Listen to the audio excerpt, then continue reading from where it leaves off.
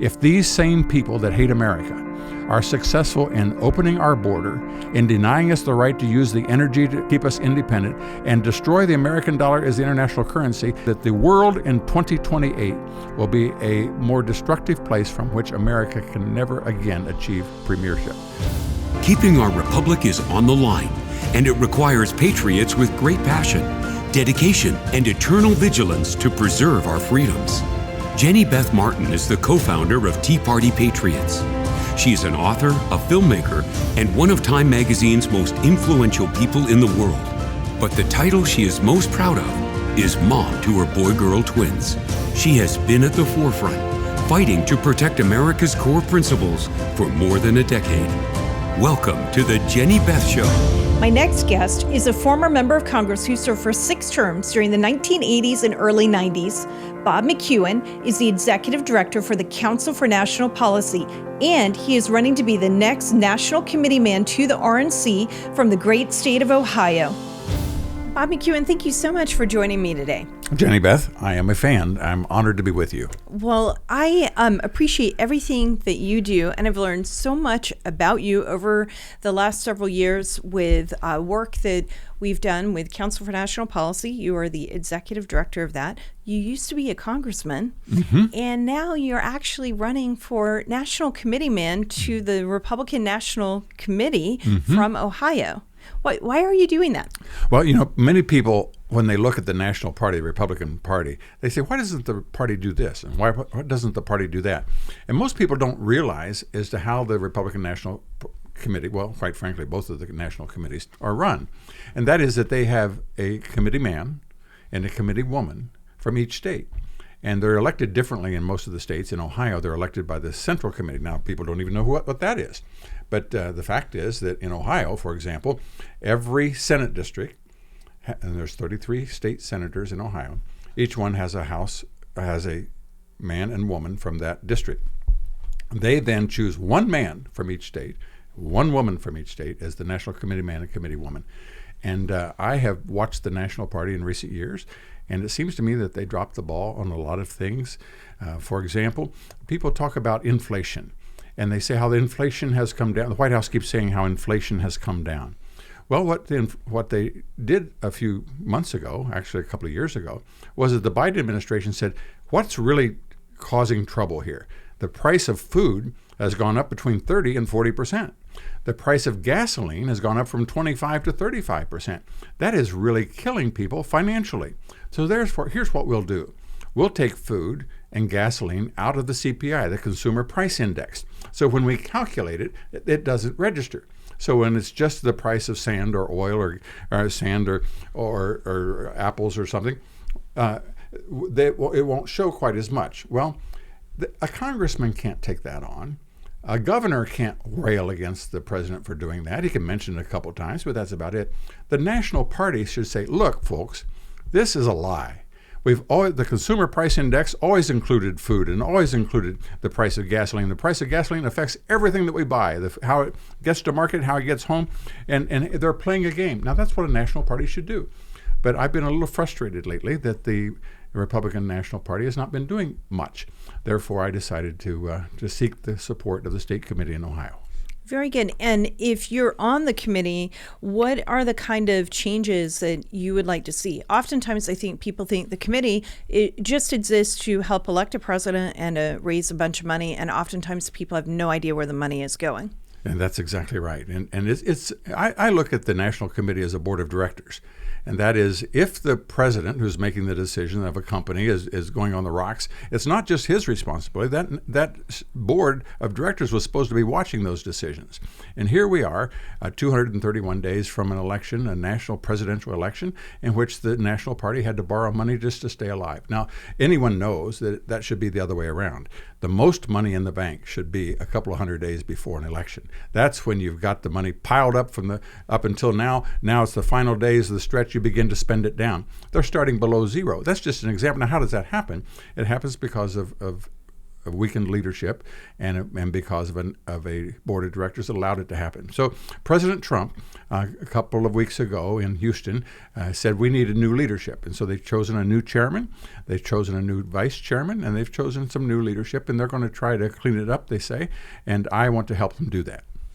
Very good. And in Ohio, you said it's the Central Committee who elects you. How does one become a Central Committee man? Well, what is that? That's a very good question. And everyone listening should really think about this, because they should know that all over America, every county has a county Central Committee, whether Democrat or Republican. And in most cases, it's for a person representing a precinct, the precinct where you vote. There's usually one person from that precinct. And let me just tell you this. In most instances, a third to two-thirds of those are empty. And what happens is that if there's going to be anyone there at all, because nobody ran for them, that the third that was elected, they'll get together and they'll try to call their friends. Well, can we fill your spot? Would you take this job for free? Would you help do this? And if a person really cares, all they have to do is find out what precinct they're in at the Board of Elections. You just make a phone call, or you go online easily. Look up Board of Elections for your county. Look up State Central Committee. Look at your precinct. See if there's anyone there. And if there is, then that's the person who's your Central Committee person, or you may run yourself. It usually takes about 5 signatures to put your name on the ballot. Every American should do that. Now, in each one of those counties, they then have a state committee. And that's elected differently according to how the state operates. As I mentioned in Ohio, our state committee is made up of 2 people from each state Senate district. 33 Senate districts, 33 times 2, 66 members of the state committee. They then, whatever the state committee is, any place in America, that state committee meets once every 2 years to choose a chairman of the party, state chairman, and a national committee man and a national committee woman. So in Ohio, on May 19th, they had the election of the state committee team, and then they will meet over the next month or so to choose the national committee man. On March 19th. On March 19th, excuse me, yes. And so then over the next month, they pick the next national committee man and committee woman from Ohio. Exactly. And you've decided, even though you've been a congressman, you run a national organization, you've decided that you think it's this important to spend part of your time to be on the national committee.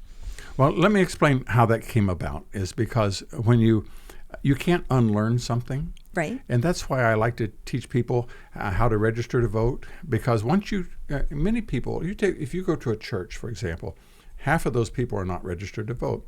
Now, many of them would like to, and they say they agree and they'll pray for the folks and all, but they don't know what the next step is. And if you can just show them how to register to vote and then show up, then they can do something about it. And so, as I am aware of that, and I see how the National Committee runs, and most people don't know how it does run, and I see that these people are really making millions of dollars running failed campaigns for Senate in Pennsylvania, for example. Or who are these people that they have their private jets, they have islands in the Mediterranean and in the Caribbean, and they're consultants. And so I see their contracts, and some of them, one person just did absolutely nothing, and I saw he's getting a contract for $50,000 a month. And so I just, you can't know those things and sleep quietly. I've done it long enough. And that is that what can you do? I can light a candle, and that's what I seek to do. Very good. Now, you were a congressman. When did you first become a congressman, and how long were you a member of Congress? Well, I was a member of the state legislature first in Ohio, in Columbus, for 3 terms. And then during Reagan and Bush, I was a member for 6 terms in the U.S. Congress. During that time, they formed a group called the Council for National Policy. It was a result of the fact that in a discussion with Mr. Bush, the vice presidential running mate, they mentioned that he wasn't helping Mr. Reagan very much. And he said, well, why don't you trust me? And he said, well, you belong to these various Council on Foreign Relations, the Council, the Trilaterals Commission. And he just shouted, he said, well, you conservatives don't have anything like that. And the room got real quiet as everybody looked at each other and thought, you really can't argue with that. And so in Mr. Reagan's first term, a handful of folks that were in that room there and others across the country said, we need to form an organization that isn't just another organization to do whatever, but an organization that can bring people together to work together. It's sort of like, I say, the Chamber of Commerce. The Chamber of Commerce doesn't sell shoes, doesn't sell cars, doesn't sell houses, but it has people that do. And so the Council for National Policy was not an organization to do certain things. It was an organization to bring people together who do those things. And it meets 3 times a year. And my wife and I were privileged to join the 3rd meeting. You have to be sponsored as a limit of 400 members. And fortunately, currently, it has excellent leadership. In fact, the secretary of the Council for National Policy is Jenny Beth Martin, who understands government and family is better than anyone that I know. And so it's under its leadership, what we do is we bring people together to accomplish the goals, and we're disciplined about it. People say, everybody, for example, in 2016, every presidential candidate but one came to speak, and in 2020, the president comes and things. So it's a place where people come together to work as a team. And they say, with all of that clout, why CNP, the Council for National Policy, could do this, and CNP could do that. And as in my responsibility now as the daily operations, I have to be cautious to make sure that we don't do those things. We direct them to the organizations that actually do. And so whether it be the Tea Party Patriots, or whether it be Citizens United, or whether it be the Heritage Foundation, and the list of all these great organizations, we empower them and strengthen them to do what they do best. And it really is an amazing organization. So it began back during the Reagan-Bush years. March of 1981, Mr. Reagan's first year in office. And when were you first elected to Congress? Same time. The same time. I was Reagan's co-chairman in 1976, and we lost Ohio very narrowly. They didn't want to contest that, and a handful of us in the state legislature put his name on the ballot and did it anyway. And when in Kansas City in 1976, when Mr. Ford went over and the bands played and the balloons dropped and all, they cut away to Ronald Reagan's suite. And they said, well, tell us, Governor, if you had anything to do over again, would you do anything differently?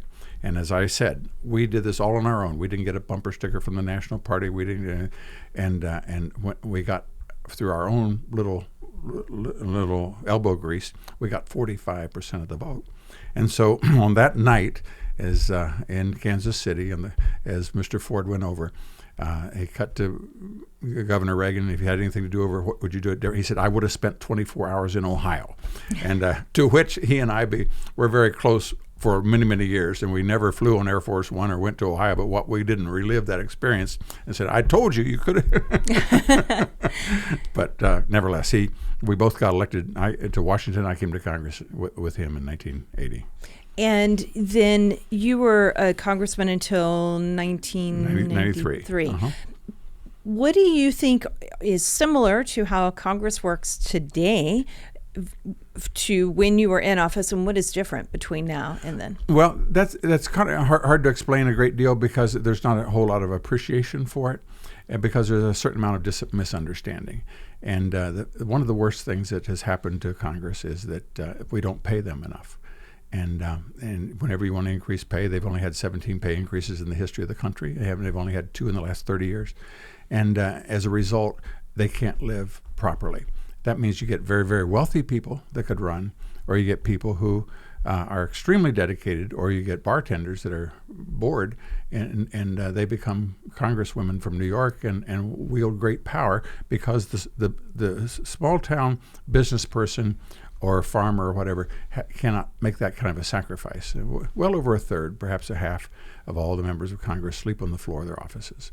They cannot afford to stay, and as a result, the wives and family don't come. And when the wives and family don't come, then that creates a whole new dynamic. As I say, if you're a congressman from Utah, do you want to fly to Washington to sleep on the floor?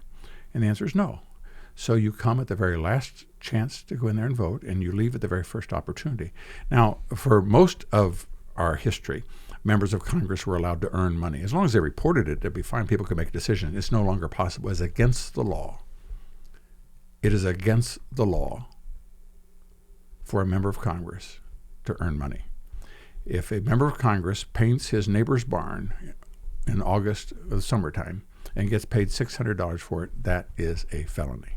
So he's not allowed to earn money. And as a result, he can't have the home in Washington where his wife can be, so he goes home to them, so that then he can have neighbors know each other across the street, in the office, up and down the congressional corridors, where your children know each other and your wives know each other, and you're able to work as a team. And as a result, you get down to one or two decision makers. You get the leader of the Democrat Party and the leader of the Republican Party, and they make all the decisions, and everybody else doesn't have much clout because they, and then again, the other part that people don't fully appreciate is that there's massive turnover all the time. And if you ask the average person how long a person serves in Congress, I was at a term limits meeting in Las Vegas a while back, and these were all experts. These were people of the Los Angeles Times and all. And I said, what percentage of the United States Senate are in their first year, their first term, in their freshman term? And all they wanted to talk about Mitch McConnell, and they wanted to talk about. I said, you understand the question. Answer the question. And they didn't want to answer it because 55, more than half of all the members of the U.S. Senate were in their first term.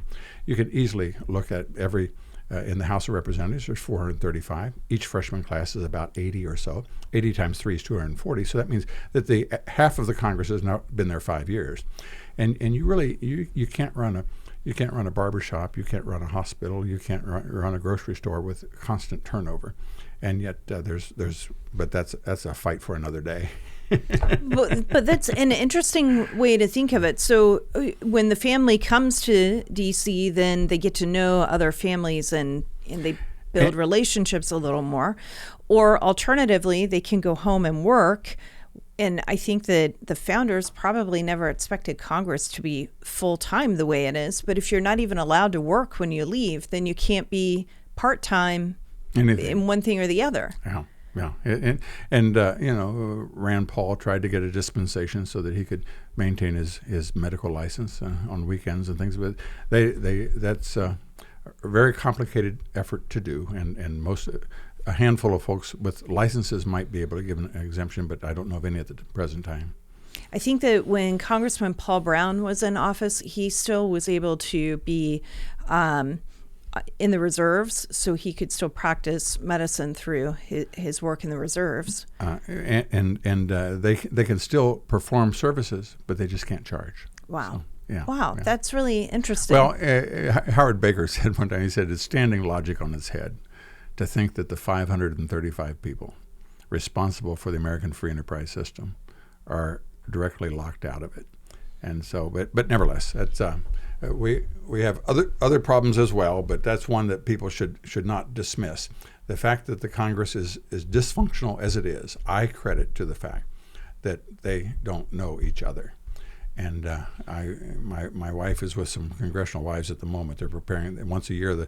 They do an organization called the First Ladies Luncheon, and so they're preparing for it. And they mentioned that one gal said, "Oh, you're the other political party." They mentioned it, and she said, "Oh," and they just all turned and walked away from her. And that would have never happened years ago, but now it's become increasingly partisan, which becomes ineffective in my judgment. Okay, now let's shift to the future. We've got a presidential race, and there's a lot at stake with that. Why do you think it would be important to change who is in the White House? And I know that you were here, you're talking about being on the National Committee. You're really here in your own capacity, so I think you can talk about the campaign however you would like to talk about the campaign. Well, I'm not sure everybody fully appreciates the significance of America, and that is there's only one primary nation on earth. And in my study of history, no nation has become the premier nation on earth, but what it didn't seek it. It knew what it had to do there, whether it be the Romans or the French or the Peloponnesian or the English or the Spanish. They knew what they had to do. Stay with a single exception to that is the United States of America. After World War II, a telegram, April 7th, 1947, was sent from the Prime Minister of Great Britain, who had run the world for 250 years. Let me just pause there for a second, because everyone, post-World War II generation, they think we always did that. Prior to World War II, the United States was not a major player internationally. On the day that we were bombed in Pearl Harbor, December 7, 1941, America had the 17th largest army in the world, smaller than Romania. But no diplomatic decisions were made. All diplomatic decisions were made by the British. They were the primary power. And on that day in 47, a telegram was sent from Clement Attlee to Harry Truman asking the United States to intervene in the Cyprus crisis. If it did not, the Crown had neither the capacity nor the will to intervene. And with that, the torch was passed to a nation that did not ask for it, did not seek it, but purely because of the righteousness of its cause. The world looked to it for leadership. Well, there's lots of chaos in the world, so the United States said, People didn't want to invest in Germany because they had these marks that were of no value, and the French had francs that were of no value, and the Italians had lira that were no value. And so everybody was starving, and there was great chaos. And so the United States of America invited the people together and said, I know you don't trust the lira, you don't trust the mark, but here's what we'll do. You trust the dollar. So every time you don't trust the mark, if you bring us 5 marks, we'll give you $1. And if you don't trust the lira, every time you give us 7 lira, we'll give you $1. And people began to trust those currencies thereafter because America stood firm, and they knew that it was firm. And that gave us the growth, the post-World War II growth that never been a time in history. That's just one part. Secondly, America is a standard for righteousness in the world. That is, in the Star-Spangled Banner, what was the War of 1812 about? Well, the War of 1812 was about that the English, in a fight with the French, Napoleon, were having a battle, and in the course of the battle, they needed more ships. If you're the most powerful nation on earth, what do? You go take them. Who's going to stop you? And so you go take the ships and the sailors, and you go into battle. Well, America, all 7 million of them, said, you don't do that to us. So we declared war on the British. And so they came, and of course, they burned the city to the ground. And then in Baltimore, where they tried to take down Baltimore, but the flag's still flown. And in the process of it, they reached an agreement. The United States had peace after 1812, but that is an example of what happens when a nation is the premier nation on earth. It can do as it wants, and America has never, ever done that. If a ship is attacked on the high seas, as happened over 300 times last year, they know to whom can they appeal. I don't care if it's a yacht in the Mediterranean or a trawler in the South China Sea or an oil tanker in the Straits of Hormuz. It belongs to the British, ruled the world for 200 years. And when they need help, who do they call? The 327,000 Americans wear the uniform of the United States Navy. And the entire world knows, whether they be pirates in Djibouti or Somalia, they know if I go attack that ship, even though it belongs to Amsterdam, America is going to put a stop to it. So we are the standard for righteousness, and we treat people fairly. We have the Panama Canal. You show up at the Panama Canal, you get in line. I don't care if you're an American ship or anybody else, because we treat everybody the same. Well, when Jimmy Carter gave away, because we lost that fight in 1976 with Ronald Reagan, when Jimmy Carter gave away the Panama Canal, now currently there are Chinese bases at both ends of the Panama Canal. There is an effort for the Chinese to become the premier nation on earth, and when it does, the world will be a totally different place. Let's take the South China Sea. 70%, I'll pause and let people think about that for a second.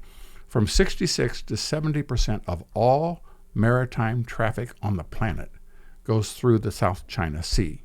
Now, America keep those shipping lanes safe. Japan, 4th largest economy in the world, imports 100% of their oil. Let us suppose that America is not the premier nation on earth. Suppose China maintains the shipping lanes in the South China Sea, and China can simply say to the Japanese, I think there's going to be a 25% surcharge on all oil going to Japan unless you break relationships with Israel. Now, the Japanese diet is going to have to sit there. Are we going to allow our economy to be strangled and destroyed, or do we keep that embassy over there in Israel? The world would be a totally different place. If China controls the Panama Canal, as they have the potential to do shortly, and they would say, we don't like American ships. You can go around South America. There is no nation in the history of the world that has been as fair and just as the United States. Now, all of that is under attack. And so I mentioned about the currency, that you could either have gold in your reserve or you have American dollars. It was the same. And Barack Obama understood that. He wrote in his book how he saw that gave America power, and so he set about to undo it. It took him 2 terms. In October of 2015, he made the greatest accomplishment of his administration and the most damaging thing to America. He got the International Monetary Fund, a group organized and led by America since World War II. He turned against the United States and asked them. He asked the members of the International Monetary Fund if they would choose the Chinese yuan as a substitute for the U.S. dollar and for gold, to make it the reserve currency also. And all of our allies said, no, we don't want to do that. We don't want to do that. The United States said, yes, we do. Yes, we do. And he successfully got Lagarde appointed head of the IMF, and they accomplished that. Now, that's the vulnerability, first of all. Secondly, now, in October of 2023, the BRICS nations met in South Africa, and Barack Obama called the 22 most vulnerable nations including Mexico, by the way, to go meet in South Africa at the BRIC conference. The BRIC stands for Brazil, Russia, India, and China. Those are the 4 largest economies that want to make a substitute to America. And he asked them if they would agree to begin using a Chinese substitute currency, not the yuan necessarily, but a new currency that the Chinese would control, and that would be the new international currency over the next 2 years. Would they be willing to do that? And they agreed that they are, and they will. You may have seen the interview with Tucker Carlson and Vladimir Putin the other day, in which he mentioned that 2.5 years ago, all transactions, international transactions from the Russians, were in dollars. It's now only 13% in dollars. And he said, he looked at Tucker Carlson, an American, and said, I don't know why America did that. Why did they put sanctions on Russia like that so that we forced us to not use the American dollar? That's what Biden is doing at the moment. So I believe that this election in November of 2024, if these same people that hate America are successful in opening our border, in denying us the right to use the energy to keep us independent, and destroy the American dollar as the international currency, that the world in 2028 will be a more destructive place from which America can never again achieve premiership. Therefore, I can safely say without hesitancy, I believe this is the most important election in my lifetime, perhaps in the history of the United States. From the very beginning, our nation has now elected a leadership that has the potential of sinking it, of doing harm to it, not just from incompetent leadership as we had in the 1850s, but by deliberately sabotaging our nation. And that's the difference between Joe Biden and Donald Trump. And that's why we must win this election. Absolutely. We must win, and we must make sure that Trump gets back in there and that we gain control of the Senate and hold the House so he can actually pass legislation to advance his agenda. To clean it up. That's right. And it can be done. It can be done. Just a reminder for those that are old enough to remember the 1970s. The 1970s was like this. New York was a hellhole, spray paint everywhere, people urinating on themselves on the street corners. America, 18% inflation, 22% interest rates. Jimmy Carter going around kissing Brezhnev on the cheek and saying America needed to get over its inordinate fear of communism. More nations went communist under Jimmy Carter than any president since Truman. America was on a state of decline in every area, and for proper leadership. Ronald Reagan said on election night in 1980, he said, there's nothing wrong with this country that proper leadership can't cure. And so he began to cut taxes, restore the economy. By 1989, by the end of the decade, the entire world was chanting USA, USA, USA. So that's why they fear Donald Trump so much, because they know the greatness of the American people. They know that he wants to make America great, and that's what they despise. They want China to be great. They want the globalists to be great. They don't want America to be great. Why? Because America stands for righteousness. America stands for what's right. When somebody wants to do something goofy, some parliament in New Zealand or Australia, they'll say, well, in America they're doing it. They use America as the standard. They always have. We've been the righteous one. And now we have folks that want to do the same thing they did in the 1970s. They want to make our cities into hellholes. They want to drive up inflation. They want to have gas lines again. Now remember, here we are 50 years later, and we have more gasoline under our soil than any nation on earth. Think what it was when Jimmy was there, and yet we had gas lines because liberals can foul up a 2-car funeral. They can make anything chaos. And that's what they're in the process of doing. There's nothing wrong with America that Donald Trump as president couldn't cure. And I think that's why it's so important for you to actually be elected to the Republican National Committee. We need people who understand what's at stake and why the next 9 months, 8 months are so important between now and Election Day. Well, if we have any friends in Ohio, I would be privileged to do that. So they can contact their county chairman and put in a good word for Bob McEwen.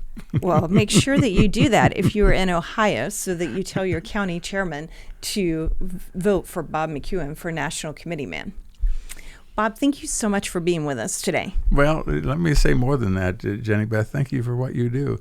You are a result of in the election in 2008, when people just lost hope and lost faith, and across the country, just Americans, not an organization, not powerful, just Americans got together and said, no, our country's worth saving. and you left your job in order to help corral those folks in order to do what was right. You made a change and stopped the digression that we were collapsing into in 2009 and 2010, and that stopped it locally. Unfortunately, Barack Obama could still do damage internationally, as we've seen through wars and all the rest. But no one has been more successful in that. That is, people that are not in elected office, but because, again, just like America, because of the righteousness of your cause, because of your commitment to doing what is good for our country, people have rallied around you, and you have the largest leadership of the Tea Party organization, for which I, as an American who love this country, say thank you very much. Thank you, Bob. I appreciate that. And thank you so much for joining me today. Anytime. Thanks, Jenny Beth. The Jenny Beth Show is hosted by Jenny Beth Martin, produced by Kevin Mooneyhan, and directed by Luke Livingston. The Jenny Beth Show is a production of Tea Party Patriots Action. For more information, visit teapartypatriots.org. If you like this episode, let me know by hitting the like button or leaving a comment or a 5-star review. And if you want to be the first to know every time we drop a new episode, be sure to subscribe and turn on notifications for whichever platform you're listening on. If you do these simple things, it will help the podcast grow, and I'd really appreciate it. Thank you so much.